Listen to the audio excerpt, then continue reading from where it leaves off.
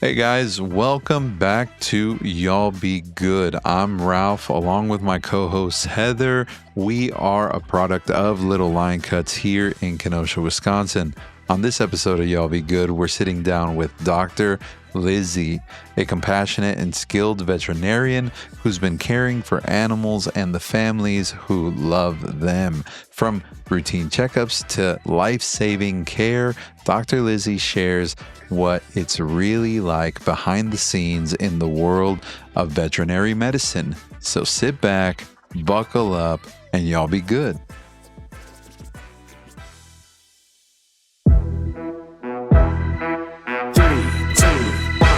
Let's go.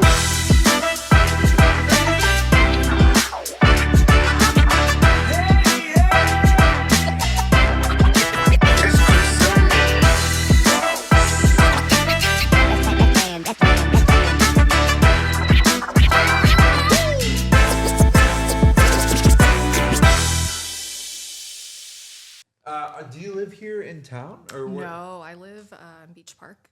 Okay. Oh, so Yeah. like 20 minutes. Yeah, Beach Yep. Park. You grew up in the area, right? Yeah. I right by the airport. Yep. So Otis lives with you? Yeah, he's my dog. And so I got him, he was actually owner relinquish. So he came into my clinic when he was 8 weeks old for vaccines and he started vomiting during the physical exam.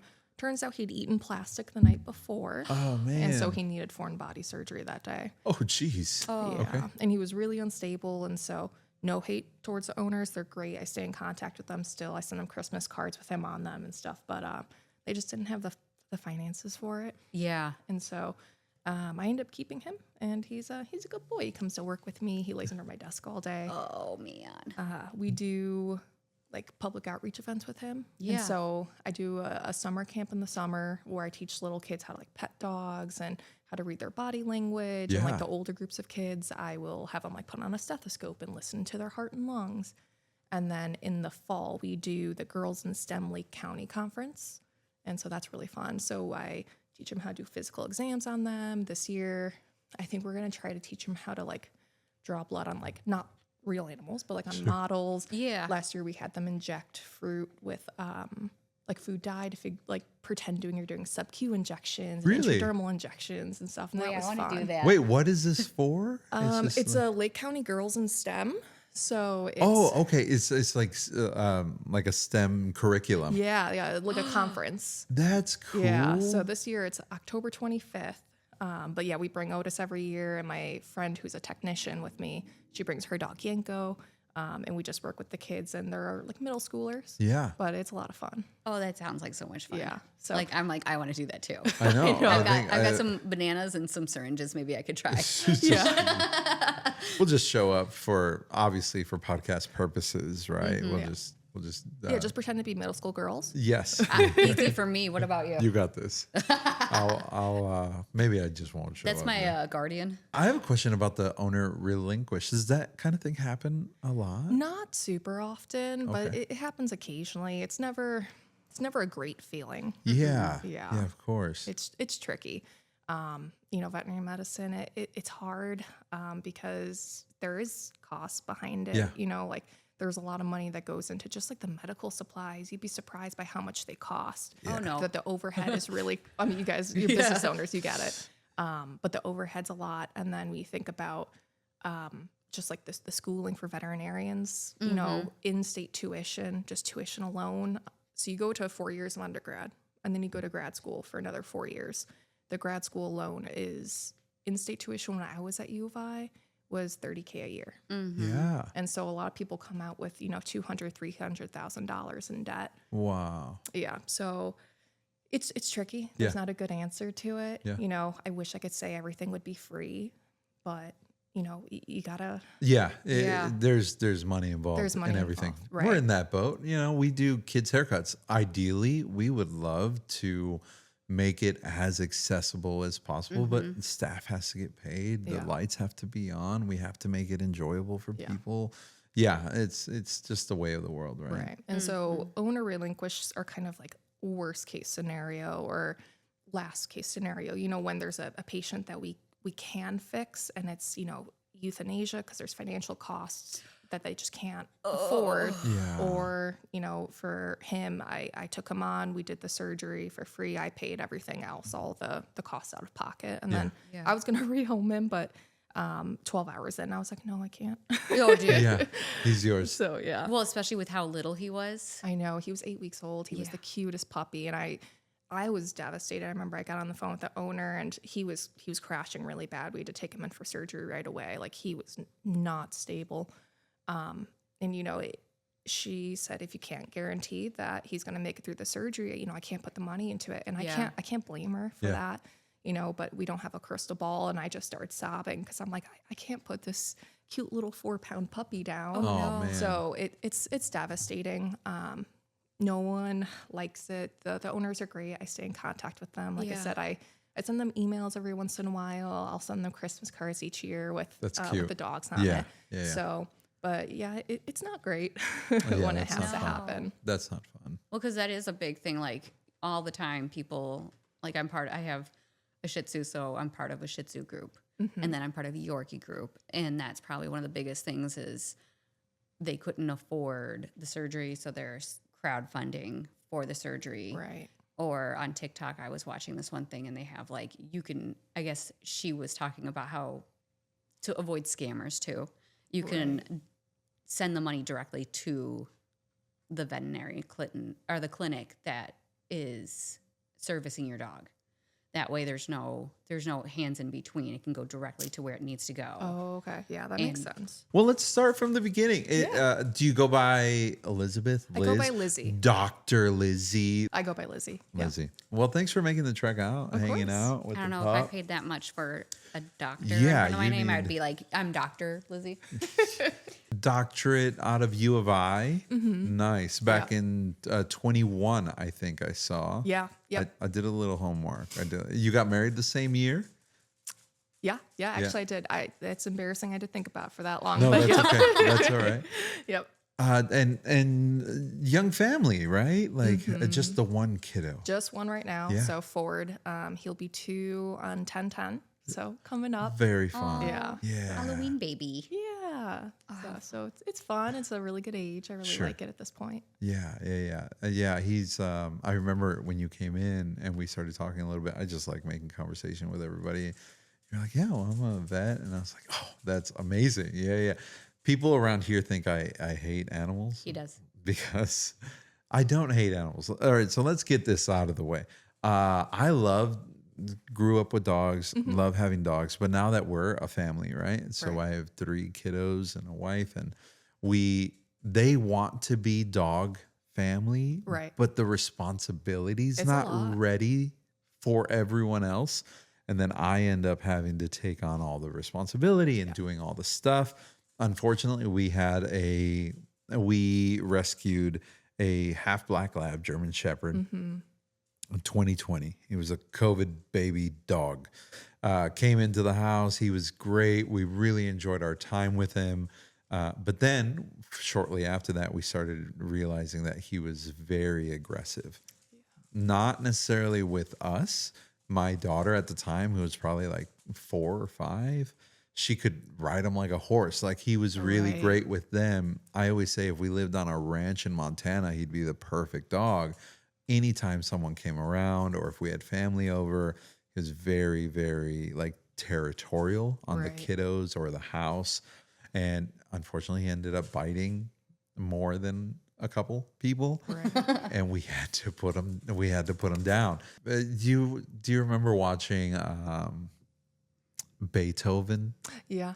Okay, so the dog, the dad, he the dad always kind of had a problem with the dog the entire time, but then he has to put him down towards the end, or thinks he's gonna put him down, and he's like, "You were my dog too," type situation.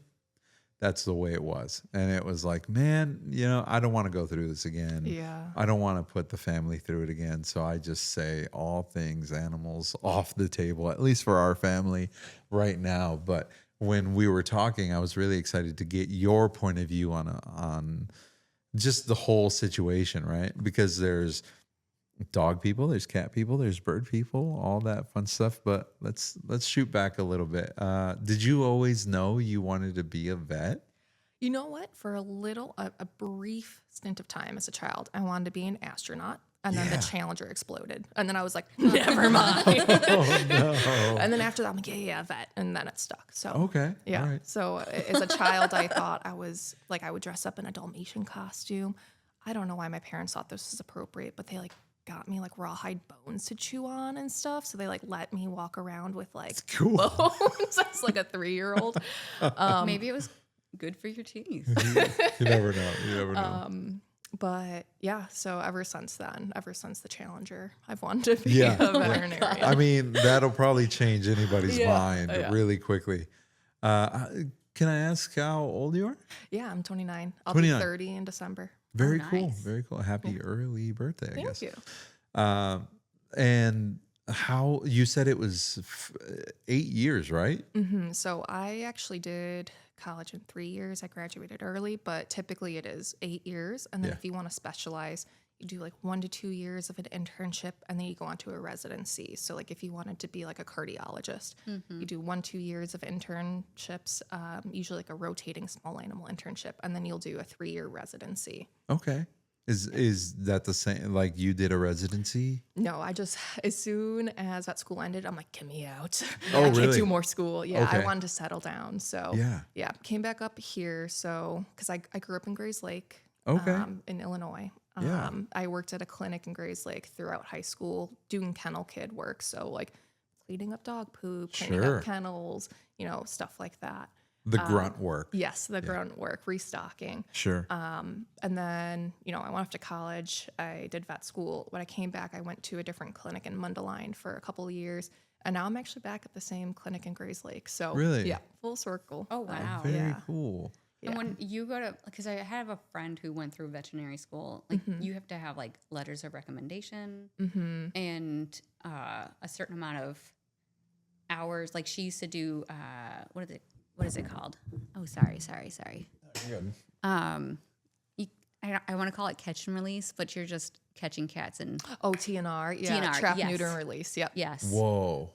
That's a thing? Yeah. Like you just go out there and trap Yeah. cats and So like feral cats. So you'll see them if they have their ears tipped. So you see a cat and like its ear has a chunk taken off. That's like kind of the universal symbol for it's been trapped, it's been neutered. Just leave it out there, do its own thing. Yeah. Because cats, they're such prolific breeders. It's Yeah. insane. They just have babies after babies after babies. Yeah. So and it devastates just like the wildlife because they're so good at like hunting. So Yeah. they destroy like the local bird populations, things like that. Seriously. Yeah. I never thought of that. We have a lot of feral cats in our area, I'm going to like send around you our a house. bunch of videos now because there was a time where all I was watching is this catch and release ones because like they sit there for hours waiting for kitty to get in there. And if it's like mama kitty and all her babies, then it's like even longer because if one of them gets caught, that spooks all of them. Yeah. Right. And then usually the baby kitties get to go home with somebody, hopefully, and then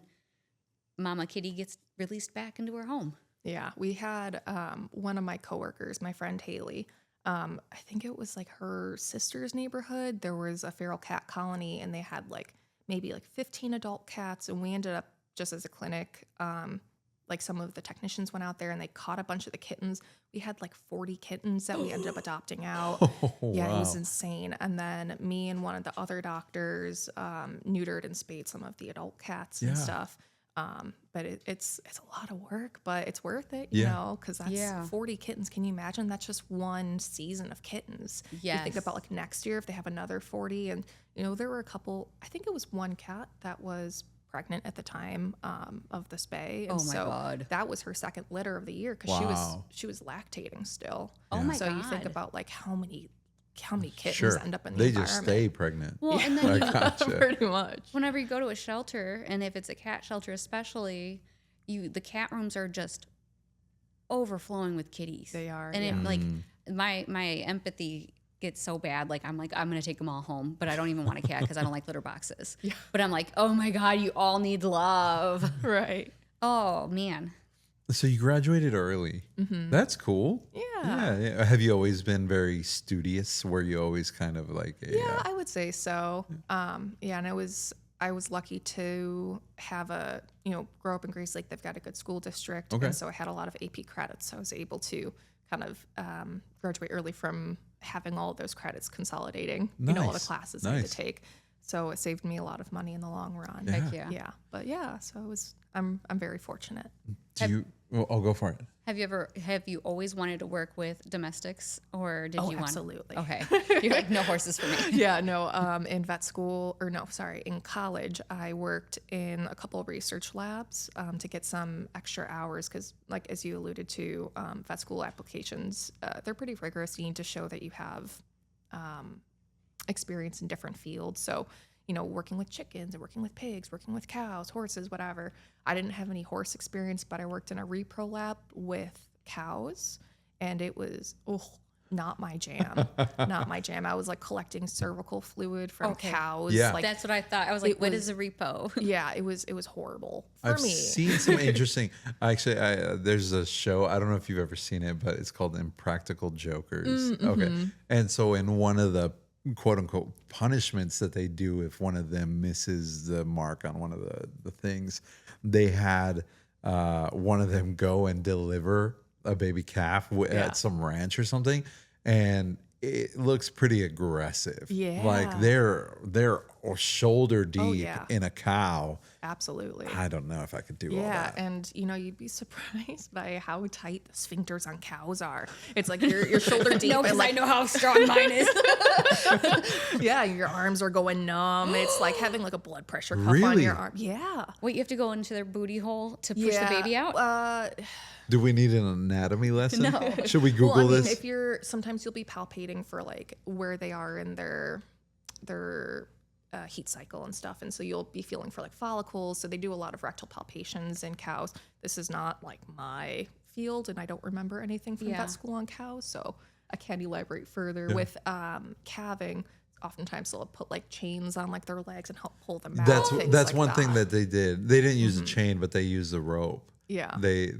But they had to get in there with the rope, right? I didn't Yeah. think of it being so tight that it would. Definitely a lot more fun with animals, I'm sure. Yeah. Or with With- domestic yeah. domestic animals. Yeah. Puppies Or and you never kittens. know. I mean, I mean, Taters has anal gland all over his vet because she gave him Yeah. she drew some blood and he was like a skunk. wait, what's the anal gland situation? So at the entrance, so here's your rectum, right? Sure. The circle. Was this like 4 o'clock, 5 o'clock, and maybe like 8 o'clock? You've got two glands that release secretions, and it kind of gives poop its own special smell. And that's what animals, when they're sniffing each other, they're able to kind of like, you know, smell that and get information about each Interesting. other. Okay. And they should express on their own when the dog or the cat poops. It should press on those glands and it should release the secretions onto the poop. I don't know that we know a whole ton about it. My theory is there's just not enough money being put into research on dog buttholes. Sure. But for some patients, they get impacted. So sometimes they get like clogged up. Man. Sometimes they abscess. Some dogs Yeah. need them expressed regularly, which is not fun. But Yeah, I it can't imagine has that to be being. done. They can get tumors in them. So usually when I'm doing my older dog exams, if they're like over like 8 years old, I usually do a rectal because you You can have find to. anal gland tumors. Yeah. Wait, dumb question, but you're a doctor. Do people have these? No. Oh, okay. Can you imagine? So they express them sometimes when they're like really nervous. Can you imagine like sitting for an exam or you're somewhere like like an interview and all of a sudden you're like, oh God. Oh no. I mean, we are all already insecure about a bunch of things. Like when you go to the gyno and you're like hiding your underwear, it's like she doesn't care what your underwear looks like. But and then Good to people have a know. hard enough time wiping anyway. Yeah. All right. Well, good to know. I did wonder about this because I remember at the groomer, some groomers will have that as part of the package. They'll express that. Do you remember your first pet? Yeah. Did you grow up with pets? Yep, I grew up with two cockapoos. It was Molly and Zoe. Okay. Oh, Yeah. those are cute names. Yeah. They were good dogs. Aw. Sorry, you're cute too. Yeah. He really is like the Superman dog. You got to check it out. It just came out not long ago. Yeah. But that dog is a little taller. I think it's it's CGI, so they kind of created off of a model. But yeah, he's what's his name? Otis. Otis. Yeah. Oh, sorry, I didn't mean Is to that the name he came with? call you. No, he came with the name Benji, but it felt a little like overdone. I feel like It felt forced. Well, especially with you seeing everyone's pets. Like we see everyone's kids, so we see the trends the of names. oh yeah. So you probably do too. Yep. Bella and Luna. Every other dog is named Bella or Luna. I love asking everyone what their pets' names are. So one of mine's name is Luna. Do you have a Luna? I do, yeah. So I Okay. have Toby, Luna, and Otis are my dogs. And then I've got Alice and Ellie are my cats. Nice. Any other animals? I have a fish tank. So Okay. I've got a 60-gallon tropical fish tank. I've got like, I think 7 fish in there. So Cool. yeah. Do you guys treat hamsters? At Best Friends, yes, there's a couple doctors that will see like little small furries. I feel you don't learn a ton about them in vet school. You kind of have to go out of your way, like pick specific rotations and specific classes and do like a lot of things on your own time to learn those things. So I know nothing about hamsters. I know like a little bit about rats because I used to have rats back when I was in college. Sure. But yeah, so we see a lot of ferrets, we see a lot of guinea pigs, a lot of rabbits. I feel like those are the more common things. There's one doctor who recently joined our clinic that'll see some reptiles, so like turtles and like, I don't know what people have, like the leopard geckos and things like that, like those common things.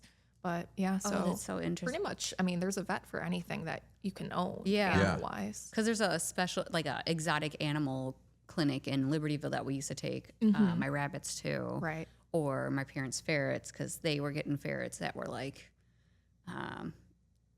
they were from shelters. So they're 90% of the time they're in the shelter because either someone can't afford to take care of them because they're super sick, Right. or, you know, someone told them they couldn't have it anymore. Right. And so they were getting a lot of ferrets where it's like shots and all that stuff, which was nice because it's like nice to know that they're going to someone's home. Right. But that also meant we had 9 ferrets at one point. That was awful. Yeah, too. I bet that smelled so bad too. Yeah, ferrets are a pungent little guy. But they're cool. They're cool little They're animals. really cool, and they're very, very sweet, and they have such silly, like they're like They're so 2-year-olds. naughty. Yeah. Yes, they are so naughty. Yeah. Like stealing loaves of bread because they like the crinkle from the bag. Yeah. Stealing my dad's watch, and then at one point, I think they still have it this way at their house. They have the plunger. What is it called? The stopper for the bathtub. It was rubber. Yeah, okay. And they would steal those. And then we'd buy them their own, but they'd still steal that one. Interesting. And then you'd pull your dresser away from the wall. And then There'd there's be like just a nest of stuff back there. Yes. And then losing them in dressers. Or unfortunately, one time my dad was remodeling a bathroom and he put tile down and everything was all ready to go. He just needed to put the toilet on top. Mm-hmm. So there's a hole in the ground. And ferrets are burrowing creatures. There you go. And he put paper in it and then a bucket on top. And was like, that's cool. That'll keep them out. We had to eventually go into the crawl space, put chicken wire over the opening that connects your house to the rest of the sewer system, and flush that ferret out. It was still alive. Yeah. And she was that's fine. Insane, but it's just like that responsibilities with pets. Like they're like children. Yeah. Well, I Sounds had recently my kitten. So Alice, I got her last fall. So she'll be coming up on 1 year old now. But she gets into everything too. And she got underneath my sink within like the vanity. And there was this little hole underneath the sink going over. And she managed to get wedged in there. And I kept hearing thumping late at night. And I'm like, what is that? I'm thinking it's like one of the dogs getting into stuff. I go downstairs. Luna's not stealing any food off the counter. So I'm like, what is that? I go back to bed. I think I'm going crazy. And I hear thumping again. Eventually, Otis leads me to the bathroom. And I open up the cabinets underneath the sink. And I see her just wedged in this little hole with her back pressed up against the bottom of the sink. Oh, no. I woke up my husband and we're trying to get her out for like, I don't know, 15, 20 minutes before we're like, we can't get her. And she was like, it was so sad. She was like screaming in pain. Eventually we had to take a hammer and just break the sink. Oh, break the my sink? We had to God. break the sink. So now we still have a broken sink. We still have to replace that. That's like a trend now, though. I don't know if you've ever seen like those sinks that are kind of just like a broken piece that water falls on. It's like trendy. I don't know. Okay, I've seen yeah. it. We'll You guys say are that when we go to sell the gotta house. ahead of the curve. Yeah, that's what it Yes. is. What was that? there was an old Arnold Schwarzenegger movie. Was it like Kindergarten Cop or something like that? Where there was a ferret. The kid had Yeah. a ferret that He stuck snuggled in around. his back. Yeah. That's the only real like. Ferret experience. Yeah, I always thought, I don't know, having ferrets was just because I'm a Weird people had Mexican ferrets? kid. That was a white people thing. Yeah. Like white kids have ferrets. We thought they were in the jungles of Alaska or something. I don't know. That's as much as I knew. The jungles of Alaska. So what would you say is the hardest part about your job? The hardest part for me is when I cannot help people when it's a fixable problem. So when it comes down to either like owners not being compliant and like I know that I can fix this dog or I know I can fix this cat and they're not either willing to or they can't, or when it comes down to financial issues. People always think like, oh, euthanasia's got to be the worst part, and it's not by far, because when I'm at the point of euthanizing an animal, it's because we can't do anything anymore. And I can tell myself, this is the way that I can help them when there's nothing else that I can do. But when there's things like Otis, when he had a foreign body and the owners can't afford the surgery, Sure. or, say we see it a lot with like allergic dogs, they have a lot of bad skin disease, but the owners maybe can't afford for the medication or can't be keeping up with like the bathing needed or things like that. I feel like that's really hard for me because I'm like, I know this is a fixable issue. I could fix this animal. I could make them feel better, but my hands are tied. I think that's probably the hardest thing. Well, because even if you don't do it, they're going to take that somewhere else. Ugh. I think another hard thing is when you get a lot of pushback from owners about like, well, I don't understand why you can't just do this for me. Why can't you just fix it when you're not able to? So say like financial issues come into play and it's like, well, I need to run blood work to know what's wrong, but they don't have the means to get that. Sure. And so I think that's really hard because obviously they're hurt. They're upset because they can't help their dog.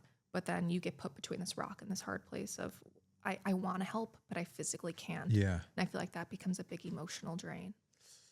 Yeah, that's tough. What about on the opposite? Like what's a super rewarding part of what you do? Well, I mean, obviously having an animal that's on death's door and then you turn it around, they get to go home. I think like when an owner comes to like pick up their dog at discharge and they brought in a dog that was like laterally recumbent, just like laying on its side that morning. And you get to walk the dog out and they're wagging their tail to see their owner. Wow. Those are really great feelings. And That's knowing that nice. like you fix something, the animal's going to go home, especially when the owner thought like, this is their last day. I'm not going to have them after this. Yeah. And you're able to fix them. That's the most beautiful feeling in the world. Oh, do you have any advice for people who are looking to get a dog? So I guess make sure that you know what's required for that dog. So I don't think that breed is everything, but I do think it plays a big role in stuff. So I think a lot of people get like, say, French bulldogs. That's on the rise. Everyone loves these brachycephalic dogs, but they don't understand the health implications of them. The what dogs? French bulldogs? No, you said brachius. Oh, brachycephalic. Okay. So that means short-faced. So those okay. ones with the smushed in noses. Okay. So pugs, bulldogs, French bulldogs. Sure. Things like that. They have so many health issues and they require a lot of upkeep. So things you don't think about, like cleaning out those folds every day, making sure that you're cleaning in their ears all the time because they're just notorious for allergies and skin infections and things like that. A lot of them have short faces, but the length of their soft palate and their airways is the same as a normal dog. So it's all smushed into this little tiny area. Yeah. And they have issues with breathing. So it's not uncommon for them to get like heat stroke or for them to suffocate on their own soft palates. That's, horrifying. So a lot of these dogs will end up needing surgical correction of their airways, having their nostrils made bigger, having their soft palate resected. There's a lot of upkeep that goes into them that people aren't necessarily prepared for. Yeah. Sure. So from the medical standpoint, knowing what you're getting into that way, but then also knowing what you're getting into with like the dog's temperament. If you are not the kind of person that has 5 acres of land, probably don't get a healer. Don't get an Sure. Aussie, something Or a that herding need- dog. Right. Don't get a dog that needs a job. If you live in an apartment, don't get a German Shepherd unless you're planning on running it every minute of every day. Yeah. Yeah. Right. Because when you have these dogs that have been bred for generations to do certain jobs, and then they can't do those things, they end up having, like they become neurotic, they have behavior issues, things like that. And, you see a lot of animals rehomed for that reason. Sure. Yeah. And not to say that like German Shepherds can be great dogs, same Yeah. thing with healers, but you just need to have the right family, the right environment for them, and know what you're getting into. I mean, that's how I see it. Because like I live in a 1-bedroom apartment. I probably could have a bigger dog, and I take my dogs for walks at least twice a day, Mm-hmm. and they're long walks With their little feet. with their little feet. Because Taters is like a slinky dog with short legs, and then Bug is a Yorkie. Mm-hmm. So it's like they don't necessarily, like air quotes, need as much They don't. exercise. No, and like you don't even need air quotes. That's Yeah, that's just a that's fact. Okay, good. Because like No, I that- feel like they all deserve it because it keeps them busy, and It and then like does, when yeah. I'm not home, like Bug still chews stuff up that I don't want her to, like all my glasses and my shoes. But I mean, I've done things to prevent that. Right. And then she's also figured out how to jump up onto countertops, especially if there's something in between where she can go from one to the other. So things are moved again. Right. But like, I think every dog would love to be walked every day. Oh, absolutely. Like, yeah. It gets them out of the house and everything. I feel like a lot of people don't walk their dogs as much as they should, and it makes me just sad. Yeah. But I get it, because especially in the wintertime, I'm like, ugh. Right. And life gets in the way too. Yeah, you get sick or whatever. At work, do you have any animals that you absolutely enjoy working with? Like any breeds or? I love boxers. Yeah? I love them. Boxers are so I cute. love boxers. Yeah. Yeah, they're a lot of energy, but they're such good dogs. I love boxers and I love golden retrievers. I Yeah. think those are some of my favorite breeds. Okay. Yeah. I think we did talk about that once. Yeah, When yeah. you were here, you said golden retrievers are kind of the perfect dog. They're a good family dog. The only problem about them is that they get cancer. Oh, that's what it God, was. Yeah, they get cancer, and so Pretty I've prone. seen. Yeah, and I think that's one of those things that's hard to breed out because by the time they're developing cancer, they're 10 years old. Yeah. Sure. But But pretty 10 much years is a good long time. it is. I mean, but you when- want it longer. You I know. want it longer. Yeah. Sure. Sure. But yeah, they're really great family dogs. They just shed a ton. Yeah. Right. But I've only ever met one aggressive golden retriever. Really? So yeah, and I feel like that's pretty good odds because they're a popular dog. Yeah. They usually have really good temperaments. I feel like they're a good family dog. Yeah. We had boxers. We,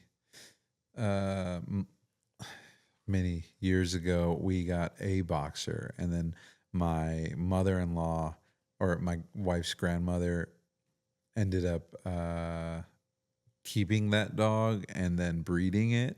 And so we've had boxers forever. And we had, I don't know, is a king boxer a thing where maybe we were just sold this bucket of lies, but they were much larger. So mom and dad look like regular boxers, but the two kind of biggest from the litter looked like mastiffs. They were about 100 pounds each. Oh wow. And Yeah. they were not obese. No, Oh wow. Okay. no, they were just big dogs. They did not have the traditional. Maybe it wasn't all boxer in there because Right. maybe they didn't have that kind of traditional shorter snout. Mm-hmm. They were a little bit longer. Anyway, we had two boxers that my oldest kind of grew up with, and we loved them. Yeah. They are high energy dog though. They are. They definitely need to be run and out there Mm-hmm. doing a thing, but they were never aggressive. No, they were they've really got good personalities. They're spunky. They're cute. I Yeah. feel like they're good family dogs as long as you have the lifestyle for them. yeah, very much so. You just mentioned an aggressive golden retriever. How many times have you been bit? Too many to count. A lot. A lot. So I'd say breaking the skin probably like 3 or 4 times, but like actually like just getting bruised, getting nipped pretty frequently. Pretty regularly. We try to be as safe as possible. Yeah. If a dog's giving kind of aggressive signs, not even like growling, but if they're giving you that whale eye, they're trying to hide in a corner and they seem really stressed out. We try to explain to owners, just because we're putting a muzzle on your dog doesn't mean that they're a bad dog. But when they're in a situation, they don't, it's fight or flight. And some dogs will freeze or try to get away. But when you are poking them with needles, you're putting a thermometer up their butt, you're pulling on their legs when they've got arthritis. You're having to, and they don't know why you're doing it. All they know is that they feel like they're in danger. And so trying to be as safe as possible, putting muzzles on, using a lot of medications, so like trazodone or gabapentin or a combination of them can be really helpful to get dogs and cats down to a fear level or down from a fear level where it's not going to be dangerous. They're a little more calm in that situation. Yeah. And I don't blame the animals. I mean, if I was a cat and you took me to the vet, I'd be one of those cats that you'd have to give injectable sedation to, or you'd have to box them down. Like, I wouldn't be a nice cat either, but just trying to be as safe as possible because, when you're putting your hands like in their faces, on their mouths and stuff, and it's like, my hands are my livelihood. I do surgery.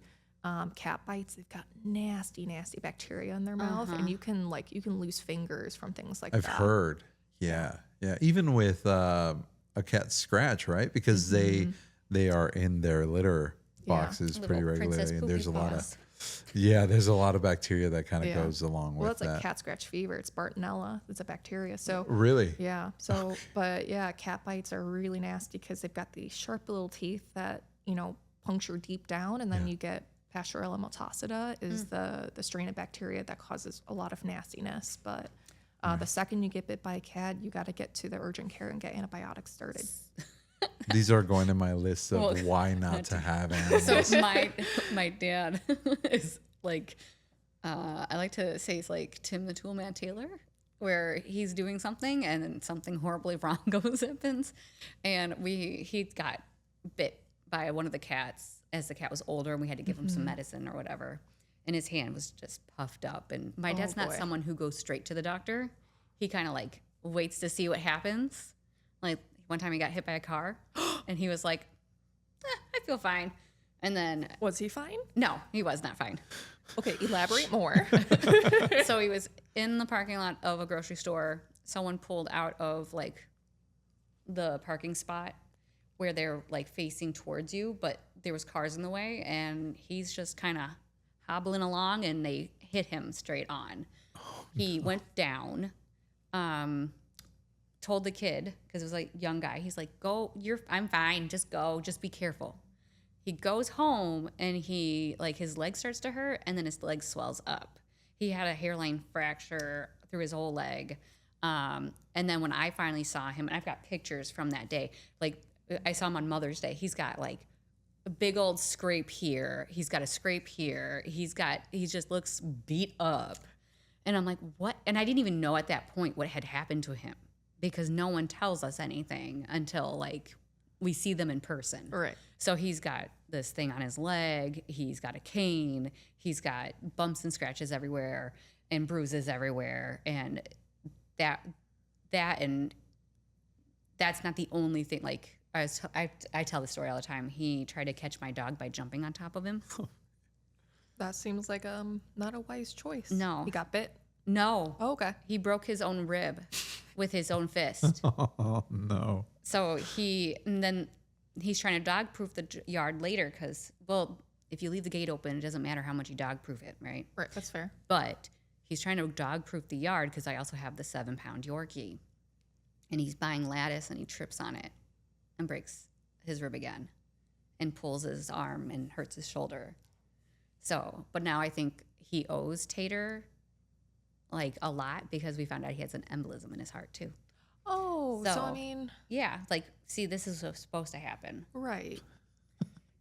The silver lining. The silver lining is now you won't like have an explosion in your heart. So think taters. It's still going in the list of why not to Have dogs. Yeah, you break your ribs, and they'll find out you have an embolism. Well, the nice thing is, or not the nice thing, my dad likes to walk around and say, I broke someone's ribs with my fist. You started working in the veterinary clinic you're in now when you were in like early 20s or high school. High school. High school. And so you graduated in 21. Yeah. You go back. How much different is it now because of COVID? You know what? Not that different. Really? Yeah. So, I mean, I think the thing that was the biggest difference is that it was sold to corporate. And so the bosses were different people, but otherwise everything was pretty similar. During COVID, we did a lot of curbside stuff. So, you know, owners would sit outside with their dog. Yeah. We'd run them in. We'd do everything over the phone. But once kind of COVID ended, everything kind of went back to normal for the most part. You know, we have a lot of really poorly socialized dogs that come in that were COVID puppies. Yeah. Which I'm no different. I have a COVID puppy, not the greatest dog, but But still a baby. yeah, yeah. But no, everything. I mean, it's pretty similar. It's crazy. So That's interesting because I used to go to a vet in Antioch, and post COVID, they kept everything to COVID regulations, which I kind of prefer yeah, because it was first come first serve. Okay. And you'd sit in this room with a bunch of neurotic dogs and their neurotic Owners. and I would have like headphones like this big on because I didn't want to talk to anybody. But I know it works better for them, and that's what matters because they also do first come first serve. So sometimes they're working through their lunch and whatever. Right. And but I was just curious because like I know like a lot of people had problems with their dogs with anxiety because of that, of like being COVID puppies and never being left alone, right. or never getting socialized. But I was wondering if like anything in the vet world besides the cost of everything. Oh, right. Yeah. Yeah. The cost, I feel like it's just skyrocketed, which, you know, it sucks. But Everything. everything has skyrocketed. Yeah, for sure. Socialization, I mean, firsthand, I know, but I'm assuming that's kind of key for any dog owner. It is. And so another thing you have to think about is, you know, some dogs, just like people, some people were destined to have anxiety just genetically. Sure. We're destined to have depression or have mental illness. Dogs are the same way.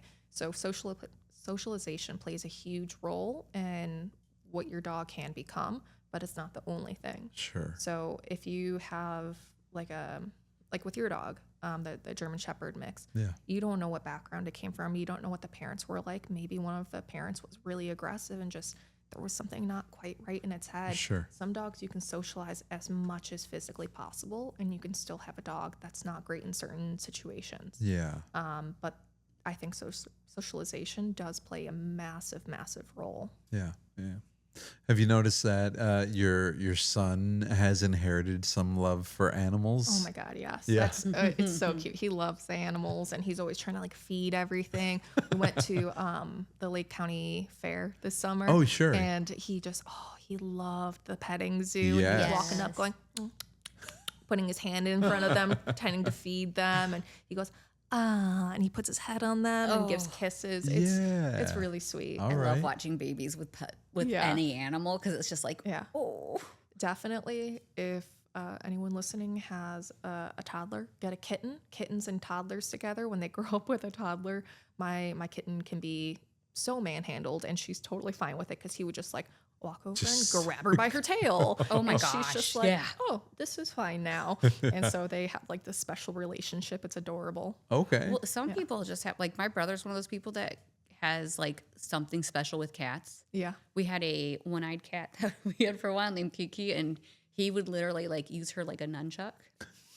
And she was just like, yeah, yes, all about it. Like, I feel like some people have that cat allure. Right. I don't want to have that cat lure, and I think I do have it. Oh, because the cats know if you don't like them. That too. We went to. I went to on a. It was what was it? A field trip for one of my sons, and we were in a group. They were gonna do horseback riding, but I didn't. For some reason, they didn't have enough horses, so someone had to stay back, and I was odd man out, so I stayed back. And this was like in a barn stable area. There were two I thought it was just one cat, but there were two and they looked exactly the same. I thought I was freaking out because I saw one cat and then the other one. Anyway, but these cats, they loved me and they knew that I didn't want anything to do with them. I was walking. They were kind of like between my legs walking with me.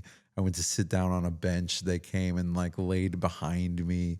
I'm like, I guess I'm destined to be this cat lover, but it was nice. They were very nice cats, but I don't know. You just need the right cat in your life. I feel like think everyone so. thinks that they're not a cat person Yeah. until they meet the right cat. Okay. All right. Yeah, because like I mean, some cats are definitely more dog-like. Some of them just want to do their own thing. But then, like my kitten, she greets us at the doors every day. Like I come home and she's right there at the door. She grooms the dogs. She's just like a dog. Yeah. So I think that's a cat that you'd like. Oh, That's his little. And then there's like a whole video where he's like those are my buddies. walking around and these cats are like trailing him. They're just hanging. were I didn't so name cute. them. We do have a son with a pretty hardcore allergy okay. with cats, so no cats for now. But dogs, we'll see. We'll see eventually. I was gonna ask, for us, we're working with like kids all day, right? And you have to work with animals all day. Is there any like at least on our end, we're pretty over socialized and overstimulated by the end of the day. Do you get any of that with working with animals, or is it kind of nice to be able to compartmentalize? Compartmentalize. Yes, that word. I felt like when I was in vet school, I worked at a dog daycare. And this was before I had my own dog. And I just had a Sure. cat. When I get home, I'm like, oh, thank God I don't have a dog right now. Because absolutely, I was just overwhelmed by them. But no, I feel like now when I come home, I just want to relax with my animals. And, Yeah. they're all calm. They're a little bit older. I mean, Otis is my youngest dog and he's 3. So Okay. everyone's like, oh, I just want to lay on the couch. And I'm like, perfect. I'm just going to lay on the Yeah. couch and watch TV with you. That is nice. But if I had to get home and like run my dogs, no. Well, and then like it's the dog. Well, the dogs are anxious and whatever, but like it's more the people and their anxieties and trying to explain to them what's Right. going on, because it's like when you get your own diagnosis, because these are our babies, Right. and so you get a diagnosis and you're just like, and you can probably tell when someone's like Right. in it with you and someone who just like Right. It just blacked goes out. in one ear, out the other. But like, Yes. I get it. I can't be the doctor for my own pets. Sure. Like I'll see something on blood work and it'll be like the tiniest little thing. And a normal patient, I would have been like, oh, whatever, that's normal. But for my animals, I'm like, I'm like on my veterinary resources, Googling everything. I have to like get all the doctors I work with, be like, hey, what do you think of this? And they're like, oh, it's no big deal. But I'm still, when Yeah. it's your Oh, own man. baby, it's different. Yeah. It's like parents who are doctors, right? Like Right. they can't do that for their own kiddo. Would you say there's like a 50-50 whether people are dog people or cat people? No, I would say more people are dog people. Okay. Yeah. All I right. would say I don't know, I'd probably put it closer at like a 70-30. I mean, I'm just pulling that number out of my butt. But I Sure. feel like more people are dog people than cat people. But I feel like a lot of cat owners also have dogs. Okay. yeah. I feel like a lot of people are animal people. Yeah. Well, and I know a lot of people who have never taken their cat to the vet except for to get spayed Yeah. or neutered. Yeah. So at my old clinic, it was more of a low cost clinic. And so I saw, this is so bad, but I saw kittens and I saw euthanasias. Okay. So I would see cats when they came in as kittens, they get their first round of vaccines, they get Oh, spayed. yeah. And then the next time I saw them, they were like 19 years old, with, Yeah. like end stage kidney failure. Yes. Sure. So like I didn't see adult cats. So I feel like that's a big change with my current clinic. I see a lot more like really attentive cat owners. They're bringing in their cats every year for Yes. like yearly blood work to keep track of all those things. Really? Yeah. But would it be safe to say that cats are more live longer? Yeah, they definitely live longer. Yeah. So I would say the oldest I've seen is like maybe a 22-year-old cat. Jeez. So most of them, I feel like most of them are living above 15. Somewhere in like that 15 to 18 range is where I see a lot of cats Yeah. getting to. But they hide everything. So I Yeah. feel like a lot of people don't bring their cats in because they don't show the They don't pain, see, you know, and see they, a lot of it. yeah. Oh man. Like my parents' cat, he belonged to my grandmother before she passed, but he always like walked kind of funny. But we didn't really know why. Sure. And he's older now. He's like 12 or 13. So he's losing some muscle mass. And I was petting him and I'm like, oh, why does his hip feel kind of weird? So I took x-rays just for funsies because he's getting around fine. His hip is like completely dislocated. Oh my God. And just Oh. like, it's not even articulating in like the socket. It's Yeah. just, Hanging out it's there. just hanging out there, but he gets around fine. The hip socket's just like gone. It just like sealed over. Oh, geez. Yeah. And he's been like this since he Forever. was forever since he was Wow. adopted at like the age of 2. We never knew why he like had a slightly abnormal gait, but Yeah. he jumps, he runs, he gets around. That's But what's, yeah, they hide it. They really hide it. I just saw a post where they were doing a manual, like, what do they call it? Investigation of the animal. Like they had the animal sedated. They were like moving his legs for some reason. Oh, yeah, like a physical exam, Yes. like a sedated exam. And then they did an x-ray and the cat's bones were just broken yeah. in half. And it's like, that's insane. But there's a lot of people like that too, where right. like, that's always been like that. And then you find out Right. it's like dislocated or whatever. Right. Well, cats, my theory is if a cat is limping, it has a broken bone because like most cats will not show pain unless it's extreme. Wow. And so all the Weird. cats that I've seen for limping issues, I'd say 9 out of 10 of them have some sort of fracture on x-rays. Jeez. So if your cat's limping, bring them to a vet. It's Get 'em- probably a problem. Get them checked out. Wow. Yeah. I wonder why cats are like that. It's because they're not predators. I mean, they are predators, but they're not apex predators, right? They have Oh, things will eat them. yeah. If they show weakness, Yeah. if they, start to slow down, they're prey species. So prey species don't tend to show pain the way that that like dogs do. Dogs, Otis is so dramatic. He'll be chewing on a bone and he like bites her wrong and Yes. he yelps. Like he's so dramatic. He screams for vaccines. Like Sure. these little tiny pokes. Taters does too. But cats, like if they show weakness, they start to slow down. Same thing with like cattle and horses and things like that. Like they're on the menu. Wow. Wow. Interesting. I never thought of, because I always thought cats were just like, "Rah." The spawn of Satan. Yeah. Is that why? Yeah. Let's talk a little bit about at least for our listeners and viewers, a lot of families, right? So if someone's looking to maybe jump into a first animal, would you recommend? Well, you already said breed isn't everything, but definitely keep an eye out for what that dog needs, right? Right. Okay. Would you recommend like age limits for you're a mom, you have a son. Would you recommend age limits for like kids and animals? Not necessarily. I think it's so dog and child dependent. Okay. I really think it's so dog dependent. I personally having multiple rescue dogs, I don't think that I will get, as long as my kid is young, I don't think I'll get more rescues. I'll Okay. want something where I can predict the temperament. Okay. Good call. Right. Sure. Because we got Luna as a puppy, a COVID puppy, but I didn't know what kinds of dogs she was. She's a Yeah. mix.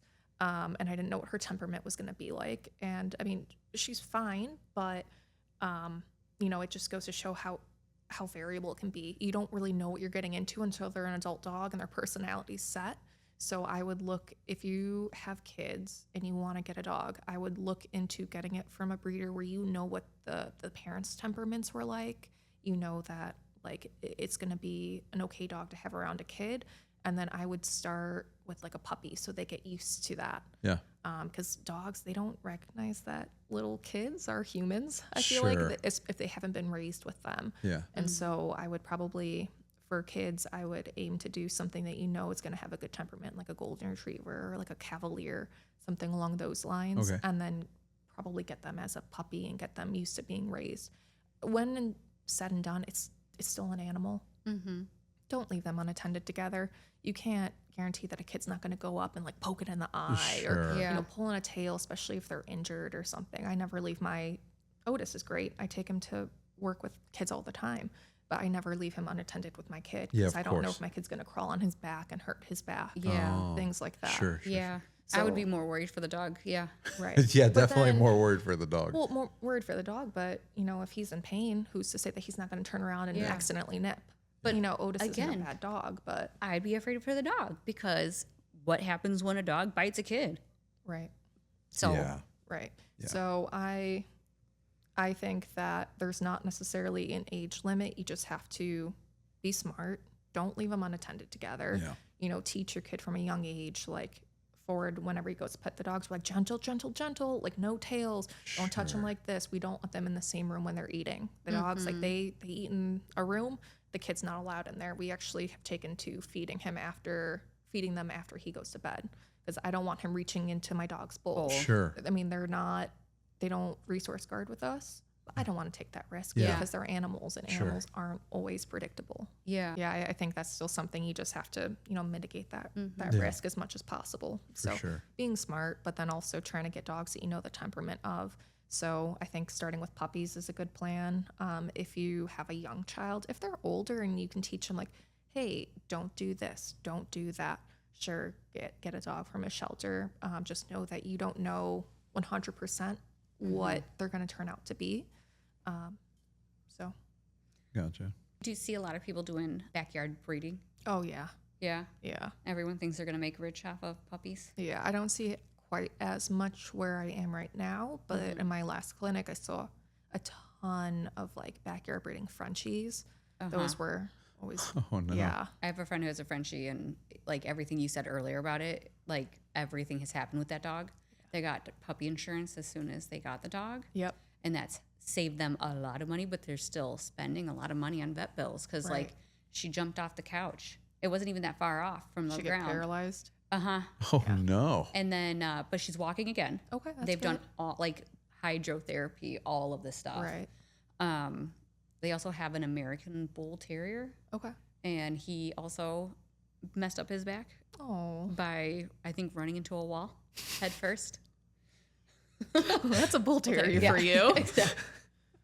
So it's like going into the dog system, like people trying to breed animals and breeding them to have like I see all the time on Facebook, my group for Yorkies especially, like, oh, he's a teacup and all these like little extra names and Right. party Yorkie, a golden Yorkie, a blue Yorkie. And some of it like looks like it's legit, but a lot of it looks like I'm just trying to make more money off this dog. Right. And the problem is that they're not health testing a lot of the time. So you don't know what you're getting. Like, do they have massive like hip dysplasia?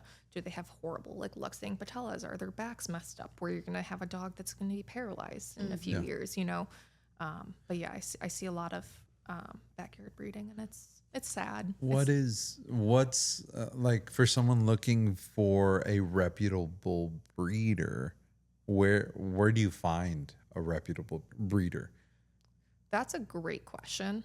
And I think it's tricky. Yeah. It's really hard. I haven't personally gone through the steps for myself, so Yeah. I can't speak to it. I'm just wondering, 100%. would there be anything that people should ask? Like, is yeah. there paperwork or? So I feel like papers aren't, in my personal opinion, this may be not 100% true. I feel like papers aren't quite as important as like, if you're getting a large breed, are they like OFA tested? So are their hips and their elbows, are they in good shape, or are they going to have horrible hip dysplasia and need a Okay. total hip replacement at 5? Wow. So okay. looking for things like that. There's certain breed specific things that people will test for. So golden retrievers, usually you'll get their heart screen, you'll get like an echo. You'll also get like their eyes certified from a veterinarian, things like that. Boxers, you really want to look for a breeder that's going to be doing yearly echoes on them. So that's a ultrasound of the heart, as well as like Holter monitors, because they're prone to AARVC, which is sometimes called boxer cardiomyopathy. So you want to look into breeders who are not just, being like, oh, look, it's a special color. Yeah. You want to look into ones that have done health tests that are specific to that breed, because we know that certain breeds have certain issues. Like Dalmatians, they get bladder stones, like Yeah. nobody's business. Things like Interesting. that.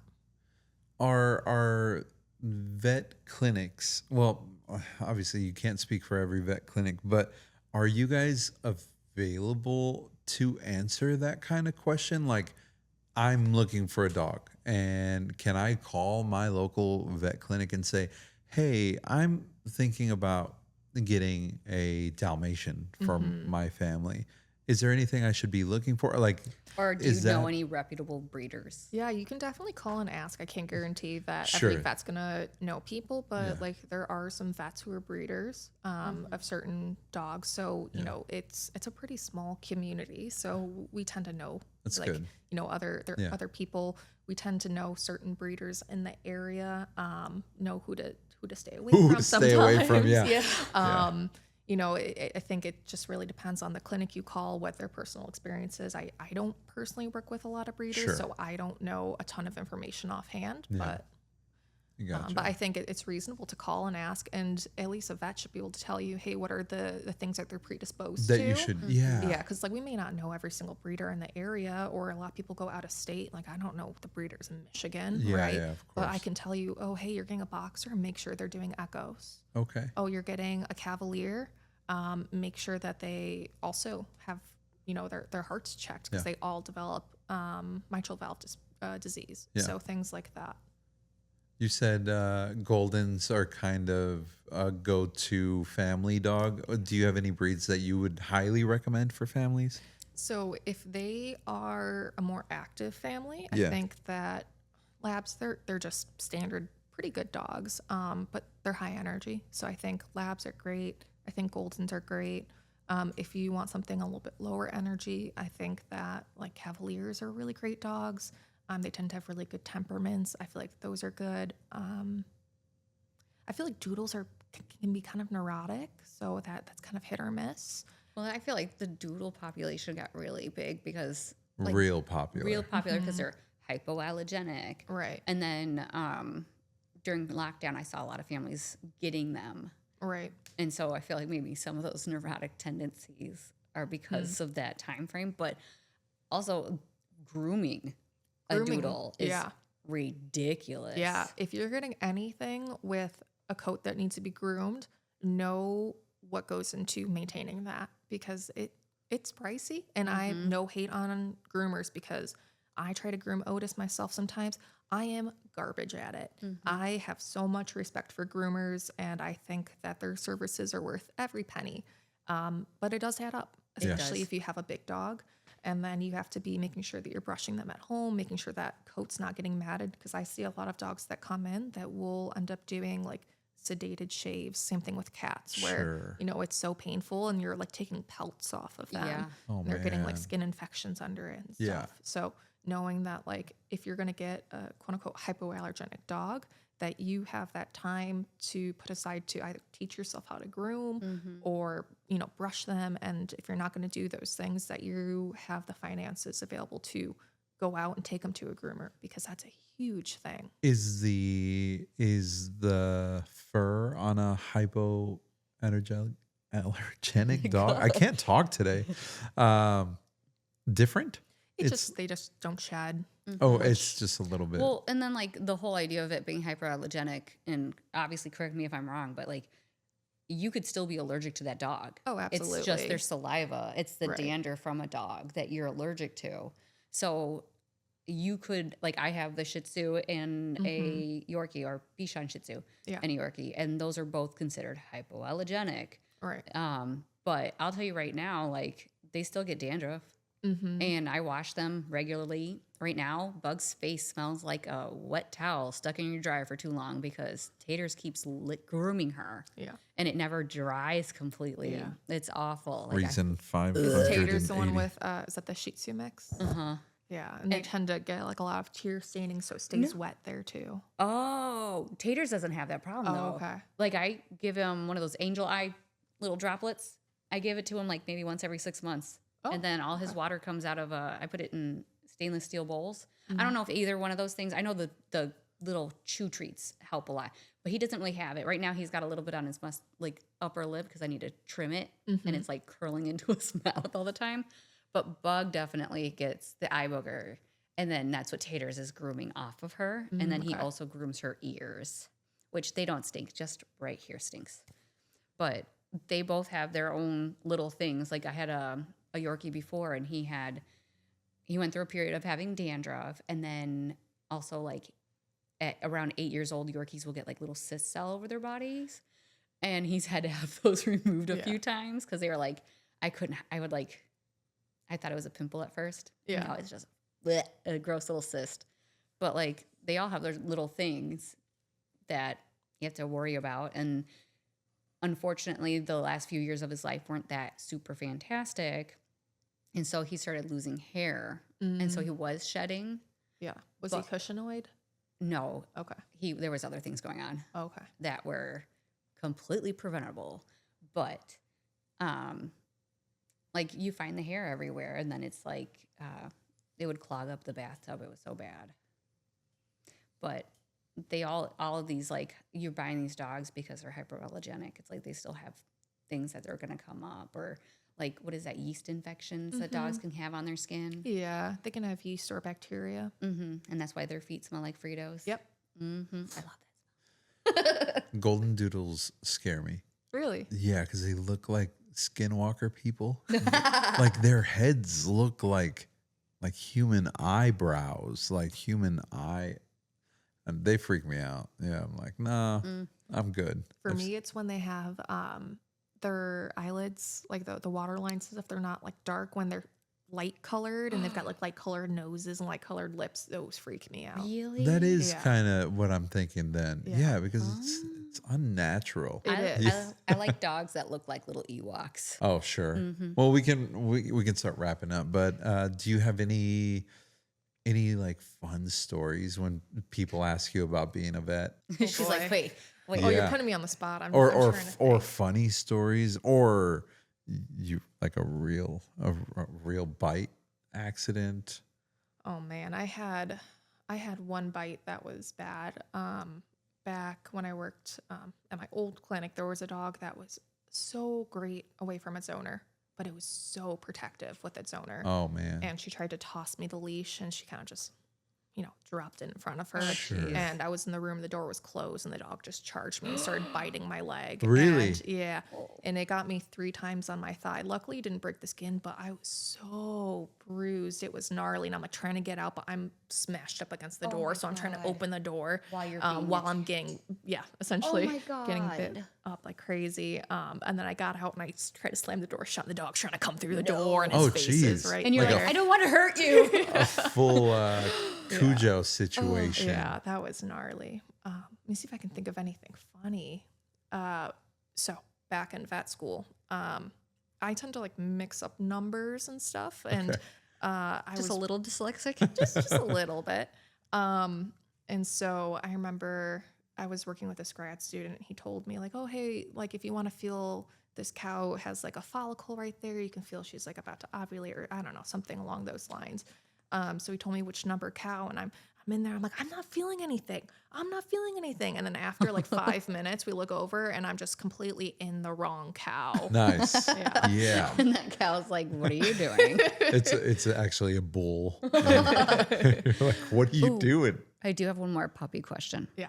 So when my puppies were little, I always tried to play with their paws. Oh, absolutely. Okay. And then, lift their lips. Oh, do anything that you can find annoying. If you have a puppy, just do everything. Play in their ears, open their mouth, touch their lips, touch Sure. their feet, pull on their tail. Anything that you can imagine a dog would find not fun. Yeah. Please do it, because it makes our job so much easier, because I have so many patients.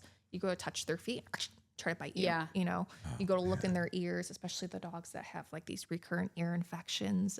Those guys are always really sensitive.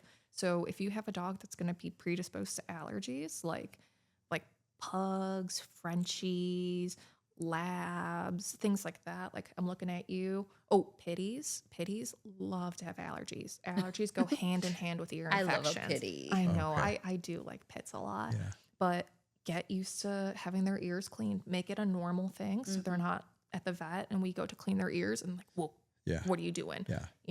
Freaking out. And then, you don't have to worry about a little kid coming up and touching their feet. Sure. Because we have a lot of dogs that come in that the owners never touch their feet when they're puppies. and then we go to trim their nails, and it becomes this traumatic experience where sometimes they have to be full sedated, not just like on a little bit of trazodone. Like sometimes they have to come in, we have to give them injectable sedation, get them completely down and unconscious to do their nails. Wow. And that's traumatic for everyone Sure. involved. Yeah. Well, Tater's has always like I've always played with his feet, and I've always played with his ears, and I've always played like gone in his mouth, especially when he had 2 rows of teeth because the baby teeth hadn't fallen out yet. But he definitely does not still like having his feet touched. And then we're at nothing against Captain Mike's. I love Captain Mike's and other burgers. We'll beep it out. He sat in the seat next to me, and then he jumped into my lap, and his little dew claw got stuck in it and ripped out. Like, didn't rip out completely. Yeah. I think it was one of his toes. But anyway, we had to go to the doctor for it. And ever since then, especially that foot, he's like, absolutely not. Right. Because I try to groom him at home because 2 dogs, it's expensive. It is. So I wash them at home. I let them air dry, brush them, try to brush them out. Bug doesn't like to be brushed. But also all the brushes are bigger than her. So I kind of get that. And then, cut it at home. And then to get the paws done, I usually give him like a piece of dog beef jerky that's really thick so that I can get as many toes as I can before he eats it all. And then Bug, I don't even try because she's so little. She just curls up into a ball and I can't get anything. Right. Which I was going to ask you, like, the smaller dogs, are they harder to work with? Yeah, you know what? Sometimes, yeah. Because big dogs, you can do a hug hold. You put one arm under their neck, one arm either under their abdomen over the top. But those little dogs, they're able to yank their little front feet up. And sometimes they're hard, and they're hard to, like, draw blood on, too. So, yeah, absolutely. The giant dogs, those are obviously tricky. You need, like, 3-4 people. Or I'm, like, trying to do physical exams. I'm trying to pull their legs back just to stretch. And they're stronger than you. And they're stronger than me. I'm like, Yeah. sweating. I'm like out of breath in the exam room. I'm just like, I'm too out of shape for this. What's the biggest dog you've ever worked on? Probably, like, we've had some big Great Danes are around like 200 pounds or so. Sure. Or what are they called? Like Newfoundlands. Those can be Yeah. pretty big. Big so, guys. Are those the Yeah. ones that look like bears, basically? Yeah. Fluffy. Yeah. There's one that goes around. We live on the south side of town, and so Anderson Park has a big like area. There is a big, I forget what it's called. It kind of looks like an overgrown doodle. I want to say it's called a gray something. Wolfhound? No. Oh, an Irish Wolfhound? Yes. Yeah. There's Those are one. those are big, yeah. There's Yeah. one that lives in I our like area. those. Those are and cool dogs. That thing's a giant. Yeah. Yeah, it's gargantuan. I wouldn't know how to feed that thing, right? Like that's a big dog. It's a lot of food. So I think just kind of finishing up. No, wait, I have one more question. Oh yeah, Why do they dock Yorkie tails? Breed standard. Yeah, Okay. a lot of like the ear cropping, tail docking, it's not for medical reasons. It's just breed standard. yeah, So I mean, occasionally we'll dock a tail for a medical reason. Like Sure. I've done a few, like we call them tail amputations at that point.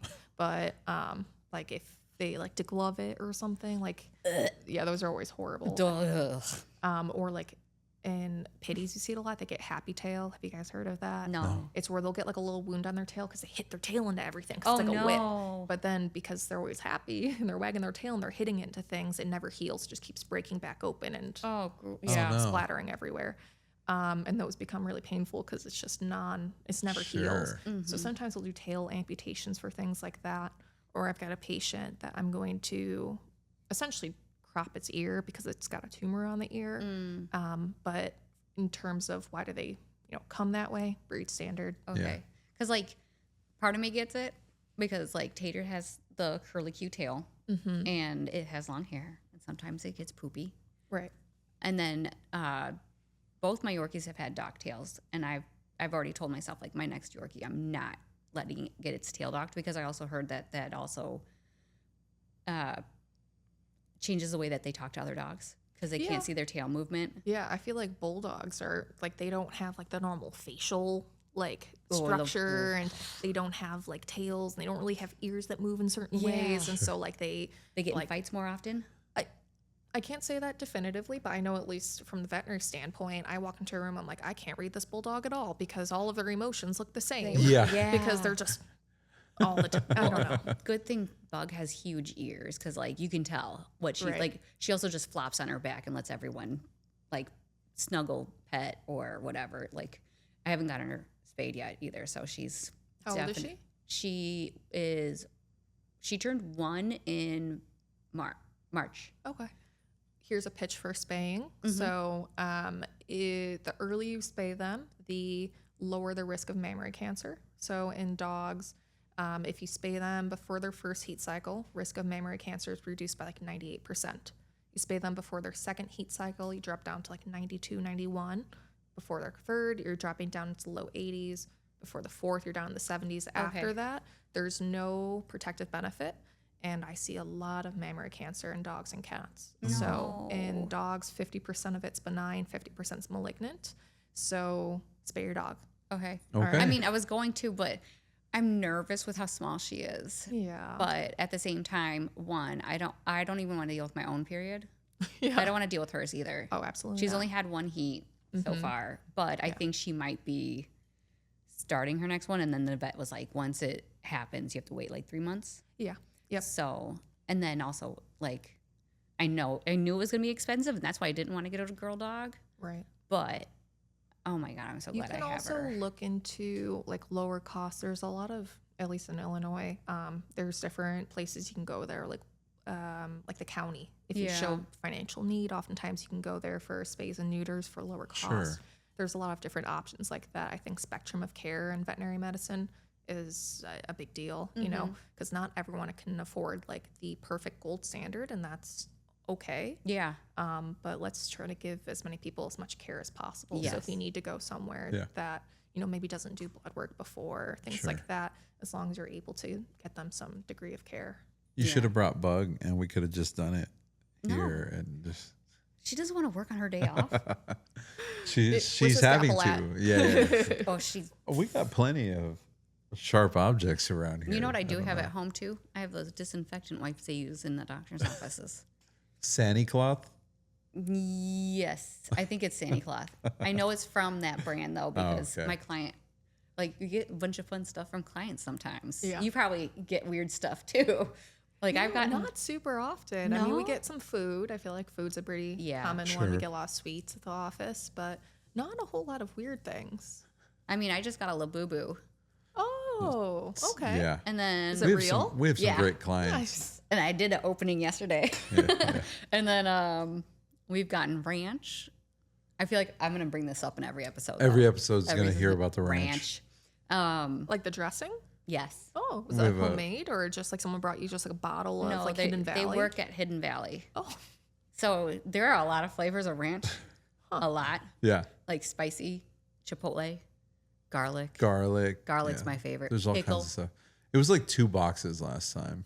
Yeah. No, the Oh, first that's a time was 2 lot. boxes. The second Oh, time was 1 box. one But he box. fills them. that's like a Yeah, lifetime he's- supply of ranch. Yeah. No. They're super nice. Yeah. We, yeah. we eat a lot of ranch. But You gotta exploit your position a little bit more. Get into some of those. I'm sure no, just somebody's while got you're ranch. while you're sticking a thermometer in the dog's butt, just say, "What do you do?" Yeah. What do you do? Do you have any ranch that you can provide Yes. me with? Yeah, exactly. Thanks so much for course. coming in and Yeah, thanks for having me. answering some questions. And yeah, I think this is a good like resource for families to have, because I feel like a lot of, you know, the only what's the word? Like the reoccurring theme that I keep thinking about is like responsible animal ownership. Right. Like you have to know that there's going to be responsibility in this. You have to know that dogs, cats, birds, whatever animal are going to require care. There's a financial burden that comes with it. There are things, just responsibility. right. Well, that's my friend called me a while ago, and she said that her son wanted a bird. And she has 50-50 custody of her son. And I said, well, do you want a bird? Yeah. And And she- birds That's an live accurate forever. question. Well, first of all, he's 5. So is He's he not gonna? going to want a bird next week. It's fine. No, exactly. And then what are you gonna do? Send the bird with him to his dad's house, Oh, you better. or Get the you're bird gonna out of your house the for a bird's gonna while. stay in your house, and then it's your bird, It is. and the bird's gonna connect with you. Like you've seen every dad besides Ralph. Like you see every dad. I don't want a cat. I don't want a cat, and it's because they don't want to get emotionally attached. But they don't want a cat. But then all of a sudden they're best friends. But mom's here too. I'm like, the kids want a dog. Or if I say, do you have a dog? No, but the kids want one. I'm like, well, do you want? Because like, I've seen so many families that they start off with really good intentions. Everyone's going to help take care of the dog. Mom, we're going to walk it every day. Never happened. Mom, we're going to feed it every day. We'll Lies. give it baths. We'll pick up the poop. And then nothing gets done. And so one person, either your Ralph or your mom, will have to do it. And like, I don't know. I mean, I guess we're all a little bit control freaks too sometimes. So it's like, oh, you didn't do it. You didn't do it when I wanted you to do it. So I'm going to have to do it now. All right. Can I do one little shout out for just be nice to your veterinarian? So, Yes. I don't know how widely known this is, but mental health is a huge problem in the veterinary field. Wow. And so there's, I don't know if it's an organization or a movement, you might see people see on the bottom of like profile pictures, NOMV. So not one more vet, because the suicide rate in veterinary medicine is multiple times the Are you average suicide serious? rate. Yeah. And so it's, Are you guys that unhappy? so it's the emotional burnout. Wow. It's the emotional burnout, because a lot of vets, like it pays well, but it's not the greatest paying career for the amount of work and things you're putting into it. Sure. And so and then you're faced with all these really devastating cases, whether it's, an animal going through something tragic or a family that you can't help. And then Yeah. you have a lot of owners coming by and saying, well, you did this. This is your fault. Why can't you fix this? And so there's a lot of emotional burnout in veterinary medicine. And now in the age of like social media, a lot of people will go on the attack and start attacking their veterinarians online. Yeah, for bad things, mouthing. bad Yeah. mouthing them, and they don't always understand the whole situation. That's not their fault necessarily. When you're not medically minded, you haven't spent 8 to 10 years Sure. studying medicine. You don't always understand the whole scenario. And so veterinarians and their staff have really, really, really high suicide rates. And so Wow. just know that your veterinarian, even if you walk away with a bad taste in your mouth or something, most of the time there's more to the story than you think there is. Yeah. Well, and then just move on. Yeah. Go to get another opinion. Because that person doesn't deserve your, like, unless that person's like literally like, right? That person, like you said, you don't know the other side of the story, and it's not worth going online and trying to ruin somebody so that you feel better about the situation. Right. And most of the times when things happen, like the veterinarians and the staff, like they're all so devastated, So just a little reminder, Yeah. if you do have a veterinarian, if they make a mistake, we're humans.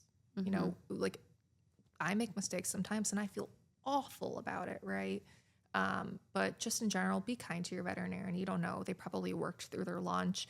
They probably have multiple patients still like waiting to be seen. They've had owners yell at them all day. Yeah. So, and we know that we have this really, really high suicide rate, and it's a field that selects for people who are extremely empathetic and people who are neurotic and, want to get all these things done and are more sensitive. Yeah. And so yeah, just be kind to your vet staff, to your vet receptionist.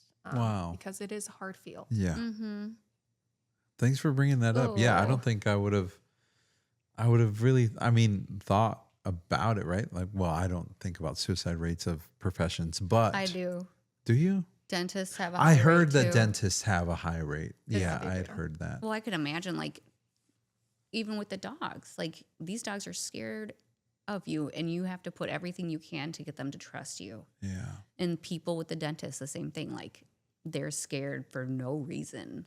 That's me. I'm dentist phobic, so I get it. I love going to the dentist. Thank you Oh, so of much. course. Thanks for bringing that to our attention Yeah, too. Yeah, definitely. that's huge. And thank you for Otis. Yeah, I told you, after he gets his pets, he sleeps all day. He's a animated stuffed animal. Thank you. Of course. Thanks so much Thanks for for being having here. me. All right. Bye, Bye. Otis. Bye, Otis. Bye, puppy. Let's go.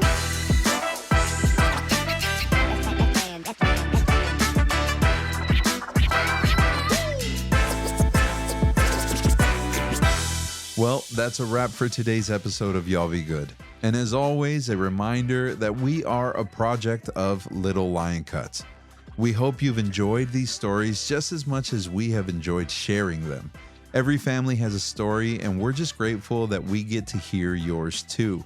If you've enjoyed today's episode and you think someone else might need to hear it, don't forget to share this podcast with them. And hey, while you're at it, be sure to subscribe and leave us a review. That really does go a long way. You definitely don't want to miss out on any of the real, raw, and inspiring conversations we've got lined up. And we'd love to hear your stories too. So go ahead and find us on Instagram at Y'all Be Good Pod, or drop us a message with your thoughts. And until next time, y'all be good.